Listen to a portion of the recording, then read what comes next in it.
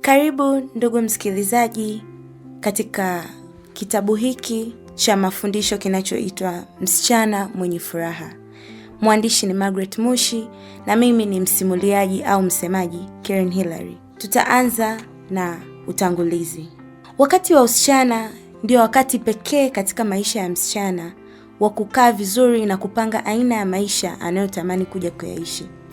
Katika kupanga huku ndiko kutakapoweza kumwamulia kuishi maisha ya furaha au ya huzuni kulingana tu na namna atakavyojiamulia.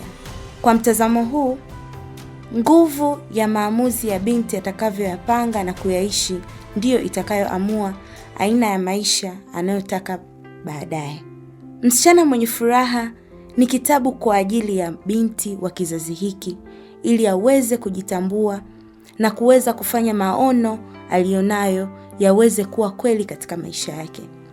Unapokisoma kitabu hiki utajifunza mambo mengi sana ambayo yalizuia au yameshaanza kuizuia au yatakayoweza zuia furaha ya msichana katika maisha haya ya ubinti kuelekea ndoa takatifu. Kuna mambo mengi sana ambayo yamezuia furaha kwa mabinti na kusababisha majeraha, huzuni, roho za kukataliwa, maumivu ya nafsi na kuacha mioyo ya mabinti wengi inachuruzika damu kwa sababu ya mambo tofauti waliopitia katika maisha, na baada ya kukutana na mambo magumu na mabaya wameona kama hakuna tumaini wala hamna sababu ya kufikia walipokuwa wanataka kabla ya mambo haya kuyapata. Basi huu ni wakati wa binti kupona katika hali hizo. Kupitia kitabu hiki utajifunza mambo mbalimbali ambayo yatakuinua, kukutia moyo na kukuonya katika maisha yako ya usichana ili uweze kupita salama, na pia kama umeshaharibu usichana wako, kupitia kitabu hiki utaweza kujitambua na kutubu. Namshukuru Mungu kwa neema ya ajabu alionipa, uzima na kuweza kuandika kitabu hiki. Ninakiri kwamba haikuwa rahisi kuifanya peke yangu, ila yeye ndiye aliyeniwezesha kuandika kitabu hiki. Shukrani zangu za pekee ziende kwa wazazi wangu, Dr. Elfuraha George Maya na mwalimu Judith Elfuraha Maya. Namshukuru sana Mungu kwa ajili yao, kwani kupitia kile Mungu ameweka ndani yao wameweza kunisaidia mimi kufanya mambo mengi sana kwa ajili ya ufalme wa Mungu. Tunaenda kuanza na sura ya kwanza ya kitabu hiki, Msichana Mwenye Furaha na Margaret Mushi. Sifa za msichana anayehitajika katika ulimwengu huu wa sasa. Namba 1, msichana anayejitambua. Wasichana wengi sana wanakuwa na hali ya kutokujitambua katika maeneo tofauti.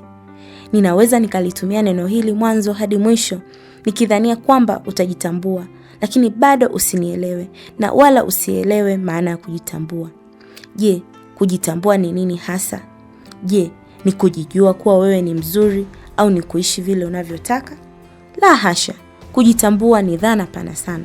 Kwa maneno machache tunaweza kusema kujitambua ni hali ya kuwa na ufahamu au uelewa wa kutosha juu ya maisha yako kwa ujumla pamoja na mazingira yanayokuzunguka, na hivyo kukufanya uishi maisha yanayofanana na kusudi la Mungu kwako. Ni kuishi katika ubora wa maisha yanayolingana na kiwango cha ufahamu ulionao, au kiwango cha kujitambua kwako hutegemeana sana na nguvu ya taarifa unazopata. Upo uhusiano mkubwa sana kati ya wewe na nguvu ya taarifa katika kujitambua. Vyanzo mbalimbali vya taarifa vinavyokufikia ndivyo vinavyoongeza maarifa ndani yako. Kama binti haupendi kutafuta maarifa mazuri mbalimbali, basi ujue kiwango chako cha kujitambua bado kiko chini sana, na unatakiwa ujitambue na utambue nafasi yako, na ukishatambua nafasi yako, iwe ni shuleni, kanisani, katika jamii yako na kadhalika, sasa unatakiwa kuitumia, na utaitumia vizuri pale tu utakapokuwa umejitambua. Mabinti wengi hatujitambui, na kwa maana hiyo hatutambui nafasi zetu kama wana wa Mungu na kama mabinti. Tunajikuta tunaumia sehemu ambazo hatukupaswa kuumia, na wakati mwingine tumekuwa tukikosea kwa sababu ya kufanya mambo ambayo hatukupaswa kufanya. Kwa sababu hiyo tumeumia na kupata huzuni kwa namna moja au nyingine. Katika eneo la mahusiano ya kimapenzi, mabinti wengi hawajaweza kujitambua, kwa maana kwamba hawajajua ni kitu gani hasa wanataka na kitu gani hawakihitaji katika mahusiano hayo. Hawako tayari kumsikiliza Mungu na wanaona kama wakikutana na kupendwa na kijana yoyote kwa sababu wameokoka, ambapo sio sahihi, kwani kuna mambo zaidi ya hayo ya kuzingatia katika mahusiano. Binti, tambua kuwa swala la kuolewa ni nyeti na la msingi sana. Hivyo, nukuu, hatuolewi na mwanaume kwa sababu tu ni mlokole, bali kuna jambo la kukusaidia kama msaidizi tangu kuumbwa. Binti, jitambue na tambua kile unachotaka na kile usichotaka katika maisha yako ya kila siku. Binti anayejitambua kamwe hajipeleki kwa Adamu, bali anamwacha Mungu ampeleke yeye mwenyewe. Tabia ya kujipeleka kwa mwanaume na kujitongozesha sio vizuri na inaonyesha namna unavyojishusha thamani na heshima yako. Kuna mabinti wengi sana hawatambui thamani zao. Dalili za kutokujitambua ni pamoja na kukosa maamuzi, kukosa msimamo, kutokujiamini, kutojitegemea kwa namna moja au nyingine. Mara nyingi utakuta binti anategemea mwanaume katika kila kitu, hata vitu vya kawaida ambavyo una uwezo wa kuvifanya au kuvinunua. Ninapoongelea kujitambua ni pamoja na kujiamini, kuwa tayari kusimamia maamuzi yako mwenyewe, kuthubutu kwa namna moja au nyingine, kuwa na nidhamu binafsi, ujasiri, msimamo, uwezo wa kufanya vitu vya maana na kwa ubora wa kiwango cha juu, kuwa na mahusiano mazuri na watu, yani connections, kuwajali wengine na kujijali wewe mwenyewe pia, yani kuwa na fikra chanya, kuwajibika pamoja na mabadiliko ya fikra, yani kuwa na fikra chanya. Naomba ujiulize maswali haya na ujijibu mwenyewe, ndipo utajua kiwango chako cha kujitambua binafsi. Hebu jiulize, je, maisha yangu yanawasaidia wengine kupata tumaini katika wito walioitiwa? Je, ni kitu gani kinachonizuia niishi sawasawa na vile Mungu anavyotaka niishi? Je, ninamruhusu Mungu kunitumia au ninamzuia kunitumia kwa jinsi nilivyo kwa namna apendavyo? Je, nina muda wa kutosha wa kusoma na kutafakari neno la Mungu? Kuomba. Hebu jiulize, je, maisha yangu yanawasaidia wengine kupata tumaini katika wito walioitiwa? Je, ni kitu gani kinachonizuia niishi sawasawa na vile Mungu anavyotaka niishi? Je, ninamruhusu Mungu kunitumia au ninamzuia kunitumia kwa jinsi nilivyo na kwa namna apendavyo? Je, nina muda wa kutosha wa kusoma na kutafakari neno la Mungu, kuomba, kuupanga wakati wa maisha yangu ya baadaye? Mungu anataka nifanye nini kwenye maisha yangu kwa ajili ya ufalme wake? Je, maisha yangu yana mchango wowote katika kujenga ufalme wa Mungu? Je, ninafanyika baraka mbele za Mungu na watu wanaonizunguka kwa jinsi ninavyoenenda? Je, ni kitu gani kinachoniongoza katika maisha yangu kufanya yote ninayofanya kila siku? Je, mimi ni nani? Je, kitu gani kinanitambulisha mimi na kunitofautisha na mtu mwingine? Kwa nini nimeumbwa kwa upekee nilionao? Nini kusudi la mimi kuwepo duniani kwenye familia yangu na sio nyingine, na kwenye nchi hii na sio nchi nyingine yoyote? Kwa nini ninafanya mambo ninayoyafanya? Je, yanalingana kiwango nilicho nacho? Je, nina utambuaje umuhimu wa watu katika maisha yangu? Ni vitu gani vinaweza kunikuza au kuharibu wito ulio ndani yangu? Je, ninajitoa kwa Mungu kwa jinsi anavyotaka? Na kama sivyo, je, ninawafahamu maadui wanaoweza kunizuia kufikia maono nilionayo? Nitawezaje kuwashinda? Nini nafasi ya marafiki katika kunisaidia kwenda au kurudi nyuma katika safari yangu? Je, ninatambua nafasi ya wazazi, walezi wangu katika kukua kwangu kiujumla? Nikiwa peke yangu katika eneo langu la siri, huwa nafanya au nawaza nini kama mtumishi wa Mungu? Mabinti wengi tunapenda kujitambua, lakini tunakwama katika maeneo fulani ambayo tunashindwa kusonga mbele kwa sababu ya kujihurumia, kupenda kuwa yule yule wakati wote, kutokuwa tayari kulipa gharama, kujiaminisha kuwa kuna watu wanaweza kutusaidia kuishi maisha yetu, jambo ambalo sio kweli. Watu wanaweza wakatumika kwa nafasi ndogo, lakini wenye kuamua ni maisha gani tunaishi ni sisi wenyewe. Msichana mwenye maono makubwa, namba 2 katika sura ya 1. Binti, unatakiwa uwe na maono yako binafsi. Maono ni picha kubwa ya maisha alionayo mtu na anataka kuifanya iwe halisi. Pia maono ni uwezo wa kubaini mambo yako unayotaka kuja kuyafanya baadaye, au ni matarajio yaliyoko kwenye ufahamu wa mtu, yaani unataka kuja kufanya nini baada ya miaka 2, 5 na kadhalika. Na maono ili yawe halisi ni lazima yaandikwe. Habakuki anaambiwa iandike njozi.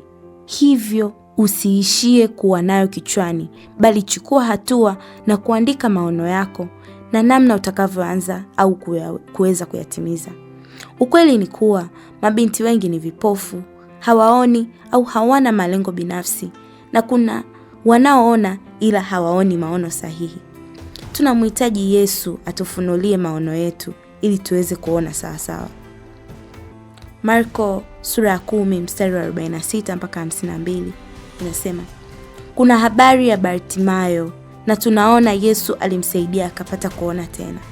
Mabinti wengi hatuna maono ya baadaye.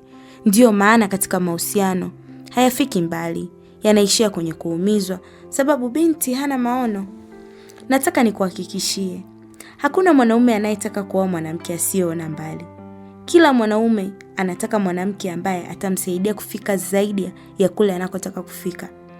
Hakuna kijana anayetaka kuoa mzigo, hakuna anayetaka kuoa kilaza. Hivyo basi, nukuu, binti, ona mbele, ona mbali. Usione usawa pua yako tu, ona zaidi ya hapo. Unakuta binti ameingia kwenye mahusiano, lakini kila siku anawaza starehe tu, hawazi mambo ya maendeleo wala namna ya kujiongezea kipato. Ukiwa msichana wa namna hii, usitegemee kupata mume wa kukuoa. Kila anayekuja kwako atakuja kupita kwako na kwenda kuoa msichana mwingine anayejielewa na mwenye malengo yake binafsi, na sio ambaye kila siku ni yupo tu, hajishughulishi na jambo lolote, anangojea ni saa ngapi ataambiwa wakutane kwenda kwenye kumbi za starehe. Binti, maono huzaliwa nayo mtu binafsi, na pia maono yanaweza kuambukizwa kutoka mtu mmoja kwa mwingine, mtu kwenda kwenye kundi na baadaye taifa zima. Binti, unaweza ukawa na maono yako binafsi na pia maono kwa ajili ya wengine, na ukaweza kuambukiza jamii nayo ikapata mabadiliko, na mahusiano yako yakapata mabadiliko, na wale wanaokuzunguka nao ukabadilika. Maono yanampa binti kujizuia. Maono yamwezesha binti kujizuia kufanya baadhi ya mambo ili aweze kufikia mahali pazuri alipokuwa amelenga kufika, hapo ambapo ni kwa ajili ya maisha yake ya baadaye. Kuna baadhi ya mambo mengi sana ambayo binti anaweza kupitia au yakawa yanamzunguka, na katika kuyapitia anatakiwa ajiwekee mipaka au ukuta wa kujizuia, kwani wapo maadui wengi sana wanaotamani kuwa kile Mungu ameweka ndani ya binti. Na kama binti hana maono au hajasimama vilivyo, lazima ataanguka. Biblia inatuambia katika Mithali sura ya 29 mstari wa 18, pasipo maono watu huacha kujizuia. Kwa hiyo pale binti unapokuwa na maono yako, utaweza kujizuia kwa kuondoa baadhi ya vitu katika maisha yako. Mfano, starehe zisizo za lazima, kupewa fedha na wanaume ovyo bila sababu maalum, kupenda vitu vya bure na kadhalika.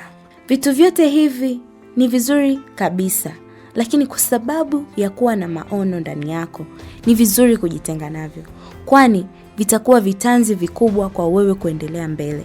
Nikutie moyo, kwani maono ulionayo, vitu hivyo utakuja kuvikuta huko mbeleni baada ya kufikia kile ulichokuwa unataka kufikia.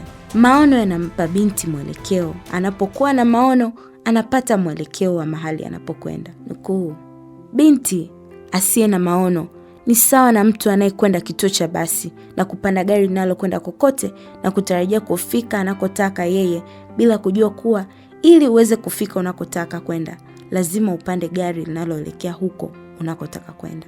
Yaani, gari sahihi la kule anakotaka kwenda, na pale anapopanda gari lolote, atajikuta amefika sehemu yoyote ile. Binti, Tambua ni kitu gani unahitaji maisha yako, na hakikisha unakitambua na unang'ang'ana hadi ukipate. Usije ukapotezwa mwelekeo na wanaume utakao kutana nao njiani kuelekea kwenye maono yako. Daima kuwa na maono yako na uyasimamie. Sifa za maono mazuri: yanatakiwa yawe makubwa kuliko wewe ulivyo.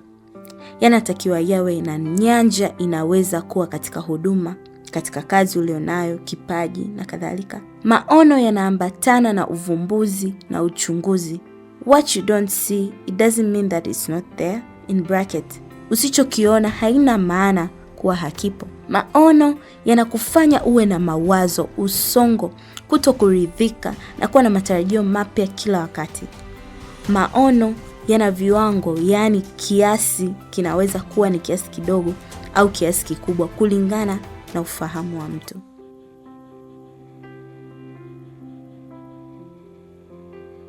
Namba 3 katika sura ya 1, msichana mwombaji na mcha Mungu.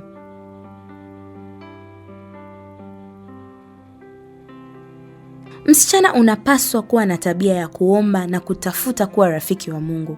Haya yanapaswa kuwa ndiyo maisha yako ya kila siku na sio matukio ya muda, hasa ukiwa na shida. Usiombe pale unapoona mambo hayaendi sawa. Hapana, unatakiwa uwe mwombaji wa kila wakati na binti anayetafuta kufanya mapenzi ya Mungu nyakati zote. Hii ndiyo tabia ya kiungu katika maisha ya binti aliyeokoka. Kuna vitu vingi sana hautaweza kuvipata kama huombi na kama unakona kona kwenye maisha yako. Binti, baraka zako nyingi zipo magotini mwako na katika kumuishia Mungu katika mabano utakatifu. Ni jukumu lako sasa kuingia magotini na kumwomba Mungu akusaidie kumtii Roho wake Mtakatifu anapokufundisha na kukushauri. Unapokuwa mwombaji, kuna vitu vingi sana vitatendeka katika maisha yako, na pia kuna mazingira ambayo Mungu atakuwa anakuepushia nayo, kwani mwili wako unakuwa unahuishwa chini ya Mungu.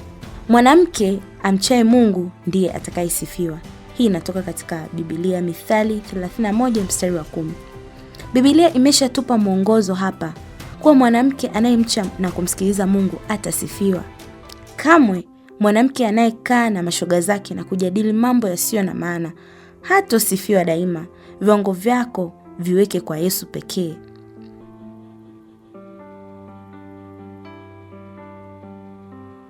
Namba 4, msichana kiongozi. Binti, wewe ni kiongozi, tena aliye makini sana wa kile anachokiongoza kuliko mwanamume. Mtu mmoja akasema, kama wanawake wangekuwa madereva wa magari, pasingetokea ajali kamwe, kwani wanawake wapo makini sana kwenye kile wanachokifanya.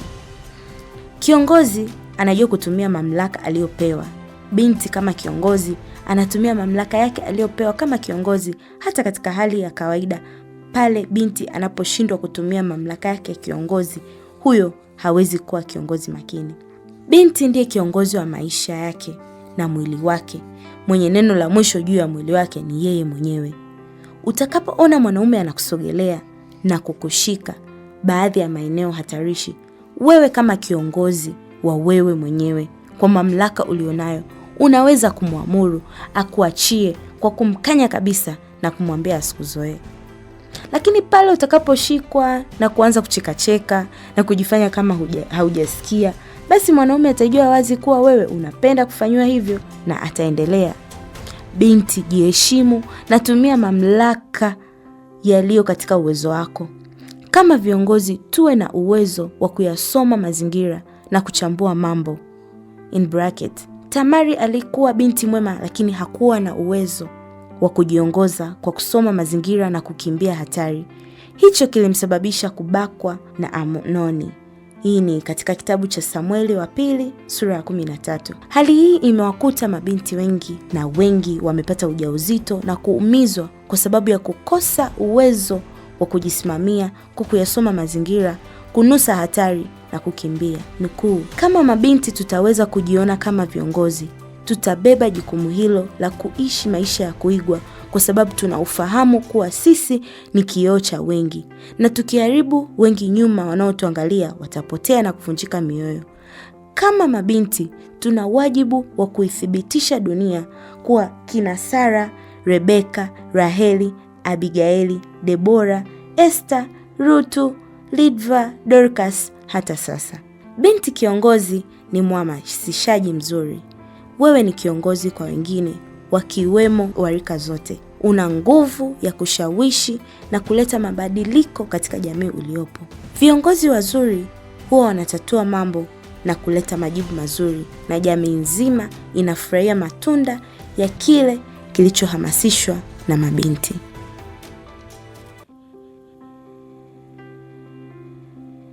Namba 5, msichana na marafiki. Marafiki wamekuwa sehemu ya baraka kwa mabinti wengi, na pia wamekuwa sehemu ya anguko katika maisha yao. Wapo marafiki ukikaa nao watakusaidia katika njia sahihi na kwa kukuombea na wewe ukabadilika kabisa, ukamrudia Kristo kama ulikuwa haujaokoka.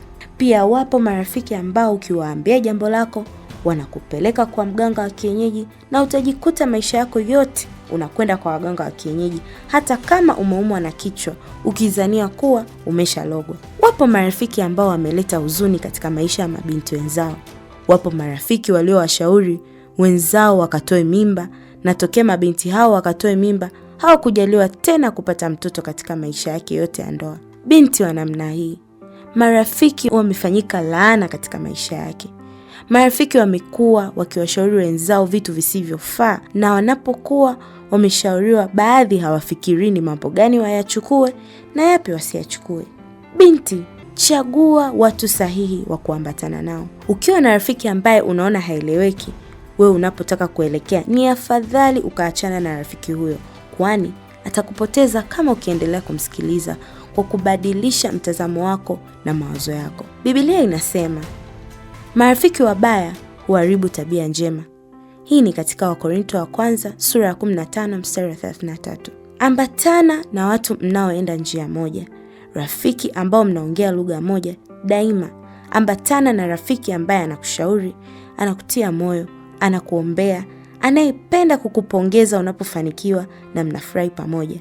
Rafiki anayekuambia ukweli daima kwa lugha rahisi, anakuonya pale anapoona unataka kupotea. Biblia inasema, upendo huvumilia, hauhusudu, hautakabali, haujivuni, haukosi kuwa na adabu, hautafuti mambo yake, hauoni uchungu, hauhesabu mabaya. Hii ni katika Wakorintho wa kwanza sura ya 13 mstari wa 5. Anzisha urafiki na mtu mwenye vitu mnavyofanana. Kuwa na urafiki na watu wanaoenda unakokwenda, wanaokutakia mema. Biblia inatoa mfano wa urafiki wa Daudi na Jonathan katika kitabu cha Samueli 18 mstari wa 1. Ikawa Daudi aliposema na Sauli, roho ya Jonathan ikaambatana na roho ya Daudi. Jonathan akampenda kama roho yake mwenyewe. Katika Mithali 18 mstari wa 24 Biblia inasema, ajifanyiaye rafiki wengi ni kwa uangamivu wake mwenyewe, lakini yuko rafiki aambatanaye na mtu kuliko ndugu. Kama jinsi unavyomhitaji Mungu katika mambo mengine kama uchumi, elimu na katika maisha, hata katika marafiki, kama binti, omba Mungu akuunganishe na watu sahihi kwenye maisha yako.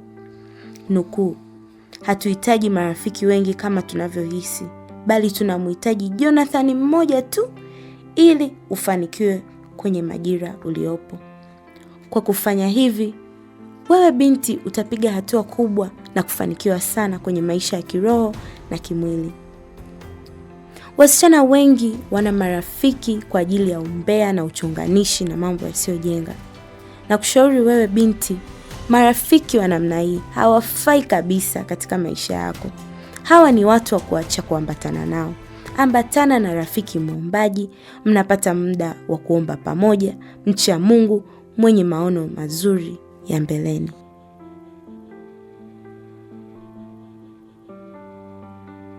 Namba 6, msichana na uchumi.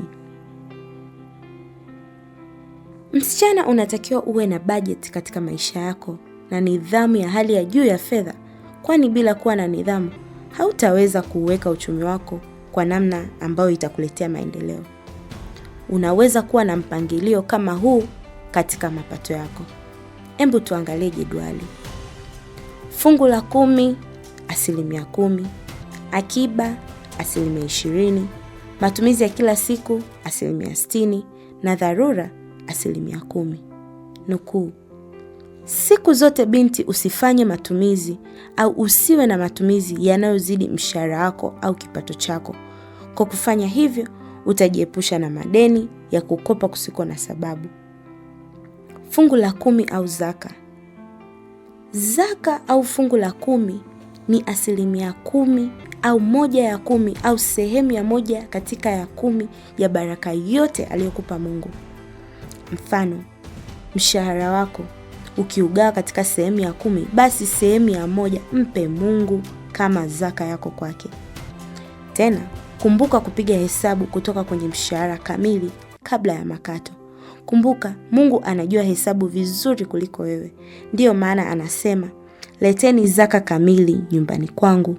Hii ni katika Malaki sura ya 3 mstari wa 10 kwenye Biblia. Kazi ya zaka ni pamoja na Mungu kufungua madirisha ya mbinguni ili baraka zimiminwe. Mungu anamkemea kila alaye katika maisha yako. Malaki 3 mstari wa 11. Kuna magonjwa, misiba, umaskini, kuishiwa fedha, roho za kutawanya na kutokupokea ambazo zimeathiri maisha ya mabinti wengi. Lakini pale binti utakapotoa fungu la 10, Mungu atakusaidia. Hautaitumia fedha yako kwa matumizi yasiyokuwa na ulazima wowote, na fedha itakuwa inaongezeka daima. Hautafanya kitu ukakwama kwenye masuala ya fedha, kwa sababu Mungu amesema ukimjaribu yeye kwa njia hiyo atakufungulia madirisha ya mbinguni. Kabla ya kutumia pesa zako au mazao yako, tunapaswa kumpa Mungu sehemu yake kwanza. Imeandikwa katika Mithali sura ya 3 mstari wa 9. Mheshimu Bwana Mungu wako kwa mali yako na kwa malimbuko ya mazao yako yote. Hata unapoona matumizi yamekuwa makubwa, usijaribiwe kutumia zaka, maana ni kumuibia Mungu. Itoe kwa uaminifu, kwani Mungu si dhalimu. Yeye anayeyavisha maua ya kondeni vizuri kuliko hata Suleiman katika enzi yake yote. Tena akasema, sisi ni zaidi ya mashomoro. Ana uwezo wa kukidhi uhitaji wako wote kwa wingi wa utajiri wake katika utukufu. Zaka tunapoitoa, tunaonyesha kuwa Mungu ni wa kwanza katika maisha yetu. Imeandikwa katika Kumbukumbu ya Torati sura ya 14 mstari wa 22 mpaka 23 kwamba usiache kutoa zaka ya fungu la 10 katika maongeo yote ya mbegu zako yatakayotoka shamba mwaka baada ya mwaka. Nawe utakula mbele ya Bwana Mungu wako mahali atakapochagua apakalishe jina lake. Zaka ya nafaka zako na wazaliwa wa kwanza wa makundi yako ya ng'ombe na ya kondoo, ili upate kujifunza kumcha Bwana Mungu wako daima. Wapi tunatoa zaka? Madhabahuni kwa Walawi au watumishi wa Mungu. Malaki sura ya 3 mstari wa 10. Leteni zaka kamili ghalani, ili ikiwemo chakula katika nyumba yangu, mkanijaribu kwa jinsi hiyo, asema Bwana, na majeshi, mjue kama sitawafungulia madirisha ya mbinguni. Mungu anatoa wito kwetu sote kupeleka mafungu yetu ya 10 katika nyumba yake, yani madhabahuni, kwa yatima na wajane. Kumbukumbu la Torati sura ya 14 mstari wa 24 mpaka 29. Kila mwaka wa 3 wa mwisho, toa fungu la 10 lote kwa maongeo yako ya mwaka huu, uliweke ndani ya malango yako, na Mlawi kwa kuwa hana fungu wala urithi pamoja nawe, na mgeni na yatima na mjane aliyefiwa na mumewe walio ndani ya malango yako, na waje wale na kushiba, ili Bwana Mungu wako akubarikie katika kazi yote ya mikono yako uifanyayo. Ni vizuri kwa wewe binti kuanza kujijengea mazingira ya kumtolea Mungu kwa wahitaji, ili hata utakapokuja kuolewa uweze kuendelea na nidhamu hiyo, ili mambo yako yawe yanaenda vizuri. Akiba ni muhimu, kujiwekea akiba. Si tabia njema kila ukipata fedha unaitumia yote hadi inaisha bila kuweka akiba kwa ajili ya kufanya kitu baadaye au kwa matumizi yatakayojitokeza baadaye. ambayo yatakuwa na umuhimu mkubwa katika maisha yako. Unaweza pia kufungua akaunti yako ya maono ulionayo katika maisha yako. Wengi tunataka maisha mazuri na ya furaha, lakini hatufanyi maandalizi mapema, tunajikuta tumechelewa. Katika kila fedha unaopata, tenga 20% na usiiguse kwa kujifanyia matumizi mengine. Endelea kuikusanya hadi pale unapoona kwamba sasa unaweza kufanya nayo kitu cha maendeleo, au unaweza kununua kitu ulichokuwa umepanga kununua. Hii ndiyo nidhamu ya kujiwekea akiba. Nukuu, mwanamke au binti mwenye hekima hujiwekea akiba ya mbeleni na hataishi kwa mashaka na kubahatisha. Ndiyo maana mithali inatuambia mwanamke huyu anaucheka wakati ujao kwa sababu ana akiba yake ya kutosha. Matumizi ya kila siku. Fedha nyingi sana zinazotumika kwa ajili ya matumizi ya kila siku, na wengine wameshindwa kutenga kwa mpangilio huu kwa sababu ya matumizi makubwa. Nimeshaeleza hapo juu kwamba usiwe na matumizi yanayozidi kipato chako, kwani utajikuta una madeni kila kona. Roho ya matumizi makubwa inayosababishwa na tamaa imekuwa ikiwasumbua mabinti wengi sana. Ni roho ya kulikataa kwa maombi na pia kujiwekea nidhamu binafsi. Jifunze kuwa na matumizi ya lazima tu. Usiwe na vitu usivyo na ulazima wote kwa wakati huu. Nunua vitu vile vyenye umuhimu na ulazima kwa wakati huo. Vile visivyo na ulazima unaweza ukaviacha kwanza. Ni vizuri kuwa na ratiba yako ya matumizi na ya vyakula, na ratiba inayoeleweka. Sio unakurupuka tu unasema leo nataka nikale hotelini, au leo nakula hiki au kile ambavyo havikuwepo kwenye ratiba yako ya chakula. Kila kitu fanya kwa utaratibu kuanzia sasa, ili hata ukija kuwa mama wa familia utakuwa unaweza kuwekeza na kufuata ratiba. Nukuu, kwa wale pia wenye kipato kizuri, ni vyema kujitahidi kununua bidhaa kwa bei za jumla kuliko kununua kwa bei za rejareja ili kupunguza matumizi makubwa ya fedha. Dharura. Fedha hii ya dharura ni kwa ajili ya kununua vitu vyenye ulazima pale bajeti inapokuwa haitoshi, na pia inasaidia katika mchango ya sherehe mbalimbali na rambirambi.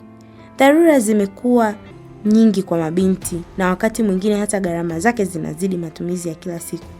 Unakuta binti hajakusudia kununua kitenge, gauni zuri, kiatu kizuri, manukato, weaving na kadhalika, lakini kwa sababu ameviona dukani unanunua na havikuwa kwenye utaratibu wako kwa wakati huu. Dharura zimewafanya mabinti wengi sana wasifikie malengo yao kwa sababu zinavuka 20% katika mpangilio. Mabinti pia wamekuwa wakitawaliwa na michango na sare za harusi zisizo na lazima na kadhalika. Nukuu, ni muhimu kuwa na nidhamu ya fedha, kwani sio lazima kila harusi kutoa mchango na sio lazima kila harusi ushone sare. Angalia kipato chako ili kuepuka madeni. Unakuta mdada umeletewa kadi 6 hadi 7 za kuchangia harusi ndani ya mwezi mmoja. Fedha zote unatakiwa uwe umechangia, na kwa sababu ya kutokuwa na nidhamu unajikuta umechangia kote na sare zote unashona. Haya yote unatakiwa uwe na nidhamu binafsi, na kiasi cha fedha ya dharura isizidi 20%.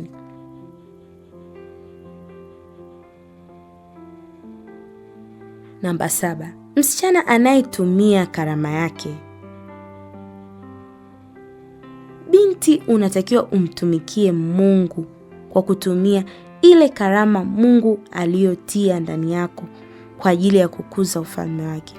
Kama una kipaji cha kuimba, fanya hivyo. Kama unapenda kufundisha, hebu fundisha kwa uaminifu. Kama ni kushauri, kuomba au utoaji, fanya kabisa, na utaiona neema na furaha za Mungu zikiambatana nawe kila mahali. Yesu ameahidi katika neno lake kwamba mtu yeyote atakayemtumikia Baba yangu wa mbinguni atamheshimu. Binti mwenzangu, ukimtumikia Mungu kwa uaminifu, tarajia kuheshimiwa kwenye kila nyanja ya maisha yako hadi kumpata mwenza wako wa maisha. Mungu atakuchagulia kitu bora kabisa. Neno linasema katika Yeremia sura 48 mstari wa 10, na alaaniwe afanyaye kazi ya Bwana kwa ulegevu. Weka juhudi na bidii katika kumtumikia Mungu. Ninapenda na ninatamani kila msichana ajue na atumie karama yake. Wasichana wengi sana hawajui karama zao, na wengine adui amewafunga fahamu zao, hata hawazitumii tena karama zao. Ni furaha sana kwa binti kutumia karama ulionayo, kama ni kuimba, kushauri, kukemea, kufundisha, kunena kwa lugha, uwezo wa kuongea, kushawishi, ujuzi wa kazi za mikono na kadhalika. Tumia karama Mungu aliyekupa, usiidharau hata kama unaona ni kidogo namna gani au haina umuhimu mkubwa kama nyingine, maana kipawa cha mtu kitamketisha na wakuu. Kwa nini mabinti hawatumii karama zao? Msichana kutokujua kuwa kusudi la kuumbwa kwake ni kubwa kuliko kuolewa na kulea familia, ingawa pia hiyo ni sehemu ya kusudi la kuumbwa kwake. Kutokujua kuwa kusudi alilobeba ni majibu ya Mungu kupitia yeye kwa mamia, maelfu, makumi elfu ya watu kwa vizazi vingi vijavyo. Kutokujua kuwa mbinguni siku ya hukumu hautaulizwa ulioa au kuolewa, bali kila kazi itapimwa. Kuwa na upendo kwa mume kuliko Mungu aliyekuumba na kile alichoweka ndani yako uje kukifanya hapa duniani. Kuna mabinti wanaingia katika mahusiano na vijana ambao hawathamini karama alionayo binti. Mchumba wake anamwambia aache kumtumikia Mungu na binti anakubali. Wasichana wengi sana wanapoingia kwenye ndoa wanaacha kumtumikia Mungu. Ni maombi yangu kwamba umpate mwenzi sahihi kwenye maisha yako, atakayebeba maono yako na kusaidia kukuza vipawa vyako, kama Yusufu alivyokuwa kwa Maria, na moyo wako wa kumtumikia Mungu uendelee nao hivyo hivyo hadi kifo. Na wale ambao hamjaanza kutumia karama zenu, na waombea Mungu azifunue machoni penu na muanze kuzitumia kwa ajili ya ufalme wake yeye kuanzia sasa, na sio kungojea hadi kuolewa.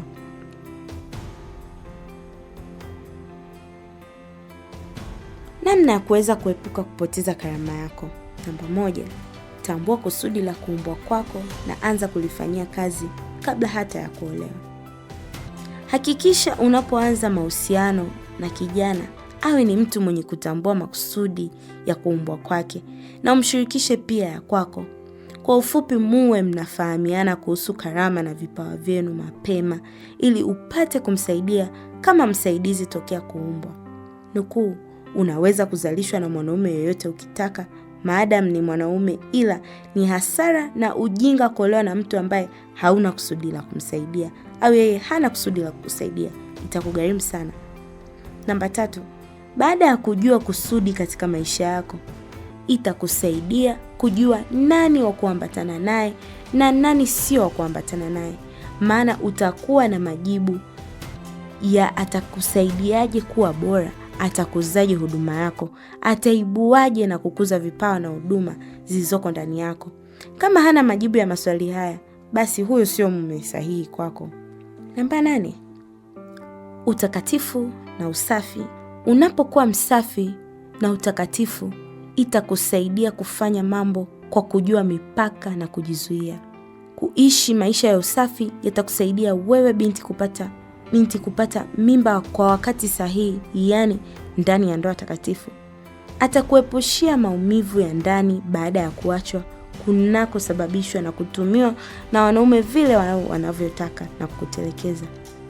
Maisha ya dhambi siku zote yanakuondolea ujasiri wako na amani yako ya ndani, na inakusababisha kurudi nyuma kiroho, kimasomo, kusababisha kufungua milango ya adui na kuleta uvamizi wa kiroho.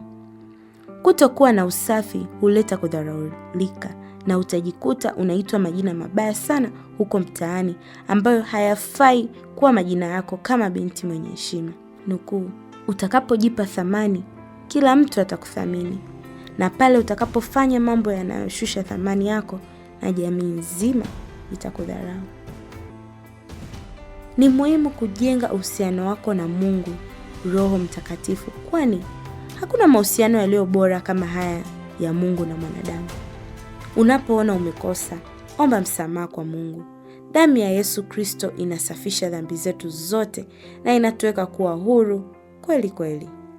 Namba 9, anayejua thamani yake. Thamani yako ni jinsi ambavyo wewe binti ulivyo. Umeumbwa kwa namna ya tofauti sana na ajabu. Kama ulikuwa haujui, naomba uwe unajua hilo. Kuanzia sasa katika jina la Yesu, wewe ni wa thamani. Kuanzia sura yako, jinsi ilivyo. Ingawa unajikosoa sana na kumwona mwenzako kuwa bora kuliko wewe. Ngozi yako ni nzuri, haihuitaji kujicream. Sauti yako ni ya tofauti na ndio inayokuwakilisha wewe kama wewe na sio binti mwingine. Umbile lako ni la tofauti na huyo ndio wewe na sio mtu mwingine. Na hautakaa uwe mtu mwingine. Utakuwa wewe daima na ndilo kusudi la kuumbwa kwako. Binti, wewe ni wa thamani kubwa sana mbele za Mungu na mwili wako ni wa thamani sana. Nukuu, haijalishi wewe unajionaje au wenzako wanakuonaje pia. Ila kuna namna Mungu anavyokuona ambavyo ni tofauti kabisa na jinsi watu wanavyokuona. Hebu ona hapa jinsi Mungu anavyosema juu yako katika Isaya 49 mstari wa 16. Tazama, nimekuchora katika vitanga vya mikono yangu na kuta zako ziko mbele zangu daima. Haijalishi wewe unajionaje ndani yako au wazazi wako wanakuchukuliaje au mazingira uliopo yanakuchukuliaje, lakini kuanzia muda huu natamani uone jinsi Mungu anavyokuona. Yeye ni tofauti kabisa na wazazi wanavyokuona, tofauti na marafiki wanavyokuona, ni tofauti na boyfriend ambaye ulilala naye na amekuacha anavyokuona, ni tofauti na yule mume wa mtu uliyekuwa naye kwenye mahusiano. Ipo namna ambayo Mungu anakuona, amesema amekuchora. Kuchora ni kitu cha pekee na cha thamani kubwa mbele za Mungu. Mungu anakufahamu na anakupenda kuliko yeyote yule.